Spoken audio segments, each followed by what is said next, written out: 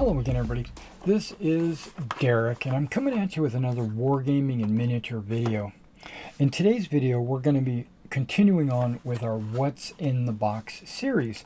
And in today's What's in the Box, we're going to be looking at some HaT miniatures.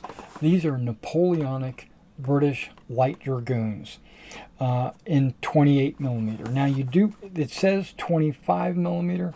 So we're gonna measure and see exactly how big they are. It says you get 12 models, which is your typical unit in black powder. Just an empty box back. Napoleonic Light Dragoons. All right, let's go ahead and open this up and see exactly what we get inside.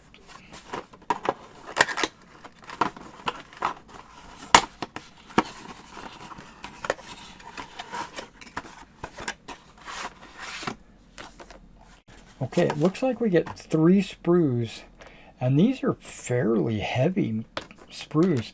They don't seem to be plastic as much as they are rubber, right? It kind of feels like super soft plastic. This is like a very old school plastic, and I bet you all 3 sprues are exactly the same. Yep, they look like they are.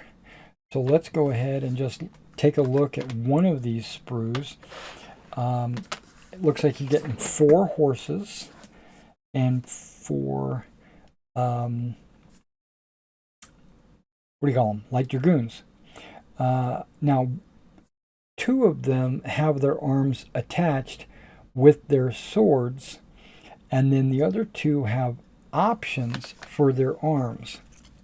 Now you could go with the basic sword arm, which is this and that. This one looks like it's lowered, and this one looks like it's resting on his shoulder. But you could have one where he's carrying his carbine in his hand. This guy's got a pistol in his hand. This guy's got a bugle in his hand. This guy has a bugle. So you got 2 buglers. So if you wanted to make like a command stand, you could have a guy with a bugle, and maybe this guy. Are any of these guys? Okay, I don't see any epaulets. And any of the attached arms, I don't see any epaulets either. And I don't know if the officer in the Napoleonic British Light Dragoons would have epaulets. I think he would, though, but I could be mistaken. All the horses have the square saddle blankets. And there are a number of these carbines with like a little pinhole where the trigger goes. It looks like maybe they would mount. Oh wait. Okay.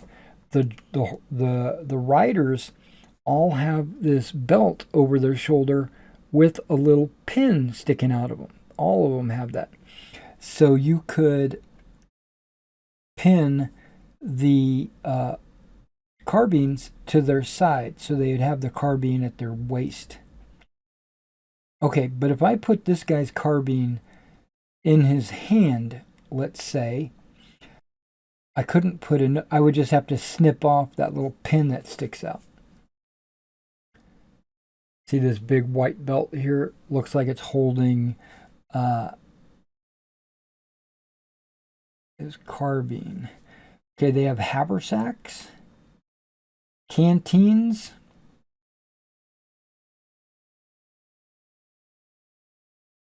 empty sheaths, so every one of them has their... That's not true. Well, it's kind of hard to tell. This sheath is tucked under his haversack, so, but it should be empty because he's one of the guys with a fixed sword. It just feels funny looking at these when the sprue moves around, the horses feel solid. They're a little flexible. Yeah, they got some flexibility. There's a little bit of rubbery going on. These things are very rubbery. That means they're going to be durable on the battlefield if you drop them. Okay, I would wash these for sure. Clean off any kind of mold release, specifically because it's a rubbery substance. I would probably, I don't know if I would use a plastic cement on these. I would probably be forced to use a super glue. Okay, so how could I tell exactly how big these guys are? Because they're seated. They're not really standing. If I went from the boot to the head, it's 25 millimeters. But that's with him seated like that. So if I stood him up, he'd be closer to 28 millimeters, I think. I've always thought the HaT miniatures were always just a little bit bigger than advertised. Yeah, they look good. I'm just not sure about this rubber. Once you glue them together and paint them and put them on a movement stand, you would never even notice that they're rubber. The horses are fairly solid, and these guys are probably, yeah, they're pretty solid. And plus, you don't go onto a miniature that's mounted on a base and start grabbing it and twisting it around. That's not something you would do. I would definitely prime this with some kind of maybe an etching primer so that paint wouldn't want to flake off. Because sometimes on these soft plastic models, if they bend, the paint might flake off. So you just have to be very dutiful and make sure you use the proper primer, not just some spray black primer. Okay, details. They got the Tarleton helmet. They got the laces. You can see the laces and multiple straps going over their head. This guy only has the one strap. And you can see, okay, maybe that's not a haversack. Maybe that's the, what bag do they call that? I can't remember, but there's a bag that hangs off of the belt of, no, these look like haversacks. They don't look like the belt, the bag that hangs low, like on a hussar.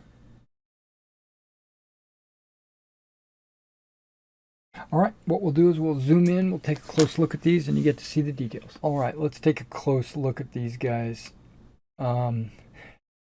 Now, they've got some mold lines. You will have to clean that off a little bit.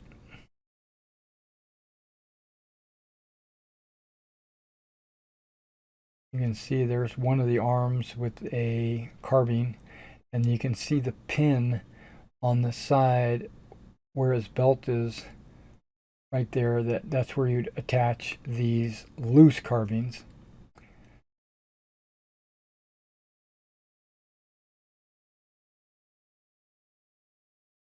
Okay, some of them are looking to the right, some of them are looking to the left. He's got his sword down. Yeah, you're gonna have to do a little trimming there by his feet and scrape off all that extra flash mold release. Would have to be washed off, as well as using it like an etching style primer. Okay, so I'm gonna flip it so you can see the horses. Okay, it doesn't really matter, but take a look at this row of horses. There is quite a bit of detail on there, and when you paint them up, they're going to look really good. There's one of the bugles. There's one of the loose carbines.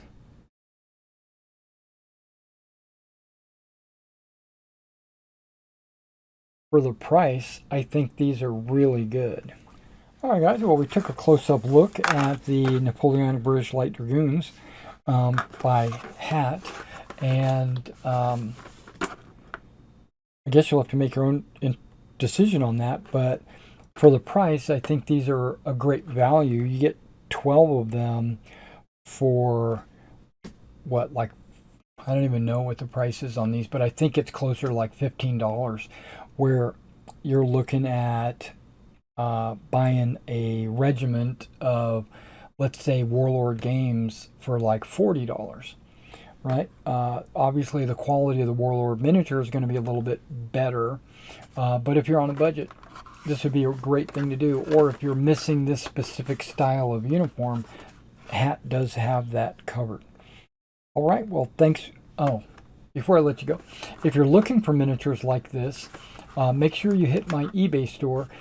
You'll find painted miniatures, you'll find miniatures new in the box, not only Napoleonic miniatures, but you'll find World War II, ancients, fantasy, sci-fi, all different kinds of miniatures.